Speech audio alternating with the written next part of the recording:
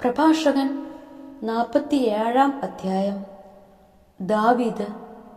അവനുശേഷം ദാവീദിന്റെ നാളുകളിൽ നാഥാൻ പ്രവചനം നടത്തി. സമാധാന ബലിയിൽ വിശിഷ്ടമായ കൊഴുപ്പെന്ന പോലെ ഇസ്രായേൽ ജനത്തിൽ നിന്ന് ദാവീദ് തിരഞ്ഞെടുക്കപ്പെട്ടു.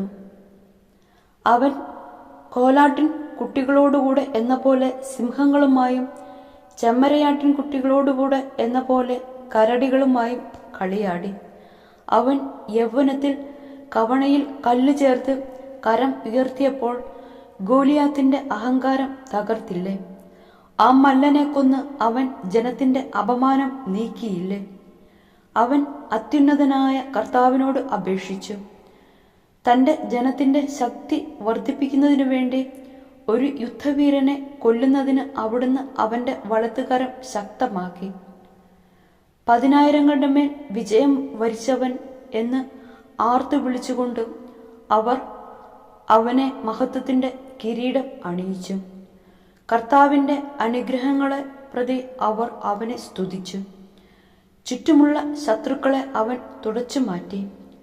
എതിരാളികളായ ഫിലിസ്ത്യരെ അവൻ നശിപ്പിച്ചു. ഇന്നും അവർ ശക്തിയറ്റവരായി കഴിയുന്നു. തന്റെ എല്ലാ പ്രവൃത്തികളിലും അവൻ അത്യുന്നതന്റെ മഹത്വം പ്രകീർത്തിച്ച് പരിശുദ്ധനായ ദൈവത്തിന് കൃതജ്ഞത അർപ്പിച്ചു. അവൻ പൂർണ്ണ ഹൃദയത്തോടെ സൃഷ്ടാവിനെ സ്നേഹിക്കുകയും അവിടുത്തേക്ക് സ്തുതി പാടുകയും ചെയ്തു. ബലിപീഠത്തിനു മുമ്പിൽ മധുരമായ ഗാനം ആലപിക്കാൻ അവൻ ഗായക സംഘത്തെ നിയോഗിച്ചു. അവൻ ഉത്സവങ്ങൾക്ക് മനോഹാരിത പകരുകയും അവയുടെ കാലം നിശ്ചയിക്കുകയും ചെയ്തു. അവർ ദൈവത്തിന്റെ വിശുദ്ധ നാമത്തെ സ്തുതിച്ചപ്പോൾ അവരുടെ സ്തുതിഗീതങ്ങളെ ഉദയത്തിനു മുമ്പ് തന്നെ വിശുദ്ധ സ്ഥലം മുഖരിതമായി. കർത്താവ് അവന്റെ പാപം നീക്കിക്കളയുകയും അവന്റെ അധികാരം എന്നേക്കും ഉറപ്പിക്കുകയും ചെയ്തു. അവിടുന്ന് അവന് രാജ്യത്വം, ഇസ്രയേലിൽ മഹത്വത്തിന്റെ സിംഹാസനവും ഉടമ്പടി വഴി നൽകി. സോളമൻ. ബുദ്ധിമാനായ ഒരു പുത്രൻ അവന് പിൻഗാമിയായി. അവൻ നിമിത്തം പുത്രന്റെ ജീവിതം സുരക്ഷിതമായി. സോളമന്റെ ഭരണകാലം സമാധാനപൂർണമായിരുന്നു. ദൈവം അവന് എല്ലായിടത്തും സമാധാനം നൽകി. അവിടുത്തെ നാമത്തിൽ അവൻ ഒരു ആലയം നിർമ്മിച്ചു.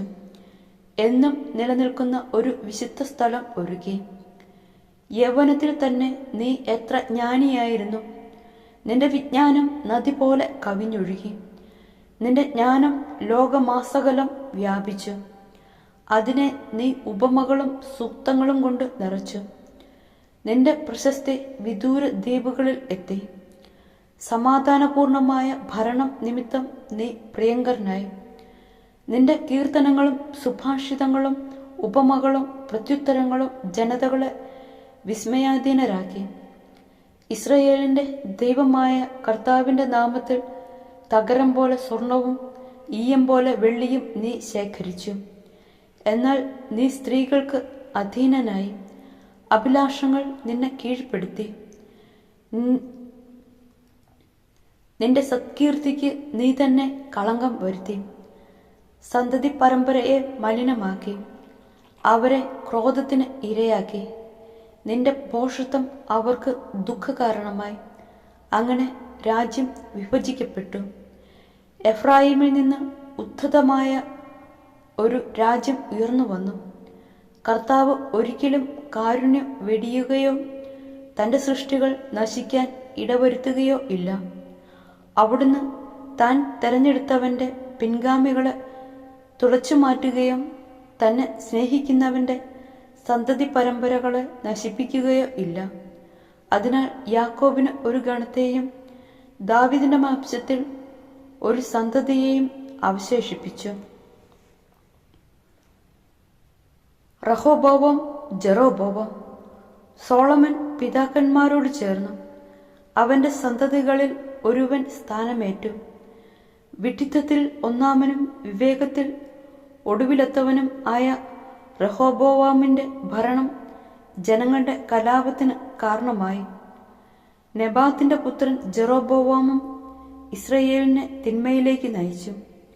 എഫ്രായിമിനെ പാപമാർഗത്തിൽ നടത്തി. സ്വദേശത്തു നിന്നും ബഹിഷ്കരിക്കപ്പെടുത്ത വിധം അവർ പാപത്തിൽ മുഴുകി. തങ്ങളുടെ മേൽ പ്രതികാരം പതിക്കുന്നതുവരെ എല്ലാ തിന്മകളിലും അവർ വിഹരിച്ചു.